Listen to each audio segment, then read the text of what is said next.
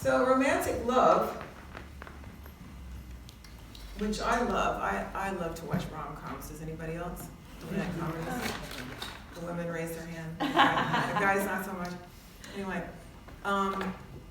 but it's kind of female porn, right? It has nothing to do with reality. And so I share this every Valentine's Day. Romantic love was actually invented in the 1400s. It didn't exist before that as we know it. So there was a group of troubadours. Remember the troubadours? They wore those little pants and they sang on the lutes. You know those guys? They had those funny hats, and they would sing to their lady love, and they would go around as kind of traveling minstrels and be singing. And they were singing these songs of unrequited love. And people had certainly been sexually in love before. People had certainly been, I don't know if infatuation in the same way existed, but people had certainly always been together and so on. But this whole idea of romantic love hadn't existed in the way we know it. It was invented. And this was in a book I read in college called Love in the Western World by Denise de Rougemont. Anybody who speaks French could help me out there. And they were part of a mystical sect called the Cathars. And the Cathars were mystics. What that means is they felt that they had a direct experience of God. They felt like they had a direct experience of the sublime, of the ineffable, of the power, whatever word you use for higher power. They had a direct experience. Of course, that wasn't allowed in the 1400s because the Catholic Church was in charge, and you had to pay them to have an experience of God, right? You had to go in and give money to the church, and then they would pray for you. You weren't supposed to have a direct experience of God yourself. But these people had these mystical experiences. So they were persecuted, and they had these experiences, and they had experiences of the Divine Mother, and so on. And because they were being persecuted, they went underground. They were later all killed in a huge, large battle, and I believe they were burned alive. The church was serious about wiping them out. You can read about the Cathars on Wikipedia. And so part of going underground had been that their songs were about a mystical longing for God, a mystical love of God, being consumed with love, overwhelming love that could never be returned. But since they couldn't sing to God, they made it be about a woman. That they were pining for this woman. And that's how they went underground. And that was the beginning of romantic love. It was all a lie from the beginning. And this type of romantic love was a love that could never be consummated. So you remember these chivalrous knights in shining armor going into battle and dying for this woman that they were in love with, but the love would never be consummated.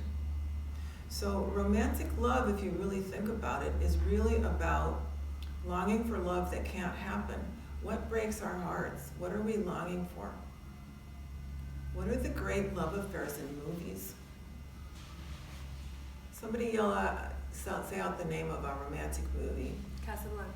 Casablanca. Are the lovers together in the end? No. Romeo and Juliet. Romeo and Juliet. Are the lovers together in the end? No. What else? English Patient. I can't even think of very many anymore. Can you guys? Star is Born, all of them. Star is Born. All of them. All of the stars are born. Love in the Time of Cholera. Love in the Time of Cholera. Although they were actually together at the very, very end. Very, very. But the movie, you're right, is about the pining for who you can't have. He spent his whole life pining for who he couldn't have. It's a lot of time being alone. So it's like 80 years of being alone in that story. So this whole idea of romantic love that we have until I read that, I'd never examined it. I just thought romantic love is great, but it's based on something that's a lie and not something that's going to actually be satisfying or make us happy. So we want to look inside ourselves and see if we have this patterning of loving people that aren't available,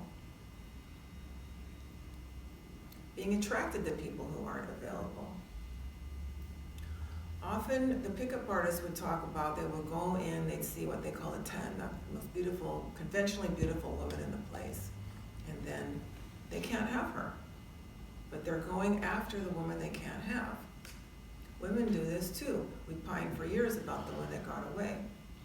Or the one that won't call back. The one that won't call back.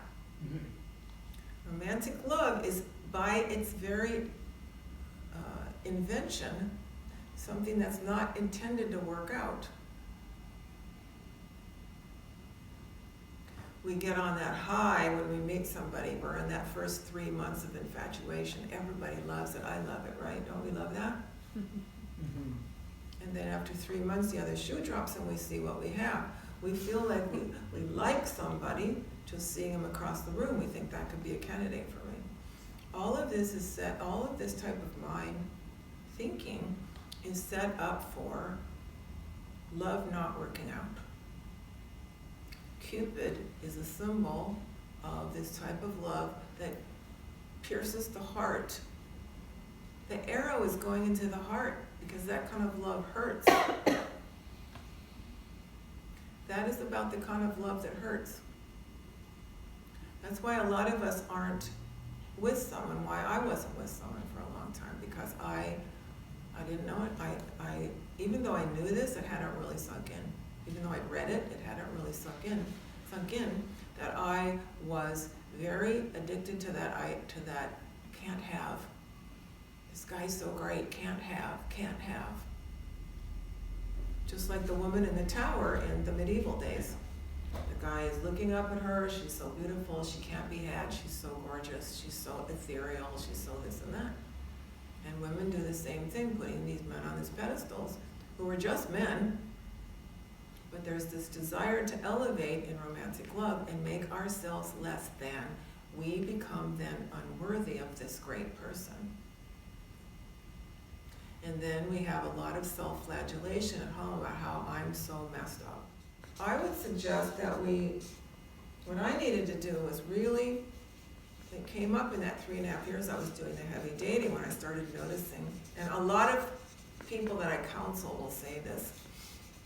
I'll say, are you sure you don't like him just because he likes you back? That's less attractive to you that this guy likes you back. You want the one you can't have. Because that's what we've been trained to do, is want the one we can't have. Guys have this too. They'll be pining for years for someone they can't have, because that feels like romantic love. So in that moment with that person, you were passionately in love and you both wanted to be there. And that, of course, is great. But often that burns out after a short period of time because we're addicted to that high, and then the longing isn't there anymore and it falls to pieces. That happened to me over and over. And then it would be, oh, but I want that back. Well, it's not coming back because it was an illusion. It's not coming back. Anybody else have that pattern of it's hard to get over somebody? Okay, yeah. Okay, because we're longing, like you said, longing for that thing that we can't have. Okay? And hoping and longing. And many cultural things, cultural myths, movies, songs, can't get over this one that left, right? All of this is reinforcing anti-love. Okay? Anti-love. So when we really start pointing our arrow and deciding we're going to find somebody, we have to look, I had to look at myself and say, what about this pattern of wanting someone who doesn't want me back? And sometimes it would look like, sometimes they'd half want me, you know what I mean? So that was more confusing. They sort of half wanted me, but they didn't want me enough.